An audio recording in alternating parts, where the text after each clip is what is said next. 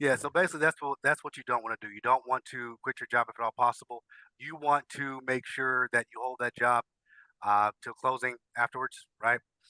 Um, in the event, once again, something does happen, we want to have something lined up as quick as possible if we want to keep the same contract on the home that you're trying to buy. Right now, once again, if you do have that problem or something happens, you lose your job, right before closing, try to get another one, and then you can talk your lender into making that one pay stub what they call a prior to investor condition. So they'll let you fund the loan with maybe an offer letter or what they call a written verification of employment from the payroll or HR department, right? And then wait for the pay stub until after closing. Sometimes they want you to wait to have a full pay cycle on a pay stub before they'll fund the loan out. But it's unfortunate, but it could happen.